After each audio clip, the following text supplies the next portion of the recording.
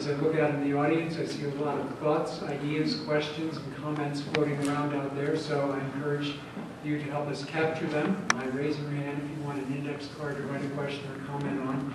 In the meantime, let me start with some of the questions we've received so far. And I'll throw this out and then perhaps invite Representative Agidius to speak to it, and also Mr. Dell in the audience and Senator Schmidt at their inclination. When talking about increasing consumer responsibility under Medicaid redesign, what plans are being considered? I know that you picked up on some of those, but maybe you could reiterate. Mostly that centers around a co-payment at the time of the visit. Whether it's, mostly we're not talking about a large number, we're talking a small number to make the patient really think about whether they need to go to the doctor's office. Because we do have a lot of abuse of that, believe it or not. We're talking about a deductible, possibly. And we're talking about a cap, a yearly cap. Most individual private policies have those. So doing something like that might control some of the costs on Medicaid. I'll let the insurance guy talk if you'd like to. It's interesting that you said a cap. Is that a cap on a dollar amount of coverage? Yes. Because I just keep taking this farther away from me. when you say most insurances have a cap on their coverage, that went away January 1st. ACA eliminates the carrier's ability to have a limitation based on a dollar amount or an annual amount. So, and on the Medicaid side, I haven't spent a lot of time focusing on the Medicaid side because I'm dealing with the private sector, employer groups, and bottom line, folks, as far as the political debate on an exchange in our state, we were going to have an exchange, period. Whether it was a federal exchange or whether it was a state-run exchange.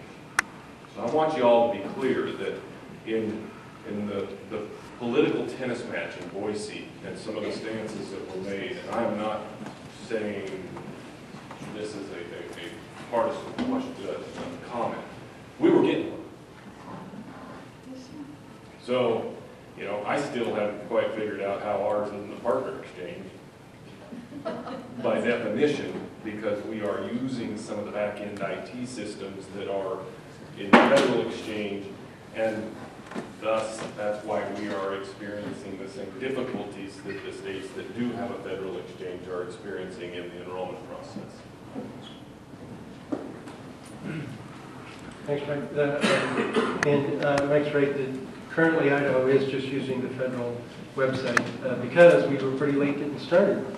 It took quite a bit to get folks to buy into the idea of setting up a state exchange. It wasn't, there wasn't a lot of enthusiasm to begin with. The question has to do with personal responsibility and ways to, will that help control costs? And as a physician, seeing Medicaid patients for years, I always felt that was my responsibility as a physician to express that to patients. This is part of helping people be healthy. This is how you be healthy, is by being responsible for the choices you make in your life and the choices in how you use the community that you live in. That's number one. Number two, I realize that this is a hot button political issue.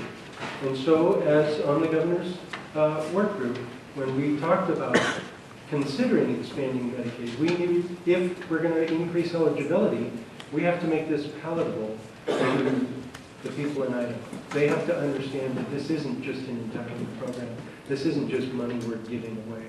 And the benefits package that was developed, that we said to the governor, this is what you should recommend, was copied from the state of Indiana. Indiana had an Indiana health plan that got a waiver and was approved. Health savings accounts, as Cindy mentioned, they had co-pays. There was also a premium requirement. Now, the health savings account was funded. They had to pay premiums. They had to pay for their copays out of this health savings account that they could earn money for through healthy behaviors. That, of course, is a discussion between the Department of Health and Welfare and the Idaho Department of Health and Welfare and Health and Human Services. My understanding of that discussion is that that has been approved with the exception of the premium requirement. Apparently in the law, there's not the allowance for charging premiums to Medicaid enrollees. Now, there's another twist to this. How do you get people talking about this? I want to thank Representative McGiddius for participating tonight, for sharing her thoughts about this, and I agree with a lot of the things she said. We need to control these costs. And can we do this in this state? This was actually the whole part of the Affordable Care Act. We're going to turn states loose and see if they can innovate, see if they can come up with good ideas in ways to help the federal government in this non-directly funded program. It's now 50 years old, that has growing costs. It needs to have costs controlled in some fashion. And why not turn the states loose and see who can figure it out? South Carolina has been an innovator in this program. They've had the lowest Medicaid growth rates of any state over the last 10 years. And I can tell you some of the things that they've done. Idaho, this last summer, looked at those very carefully and is considering using those in their Medicaid program.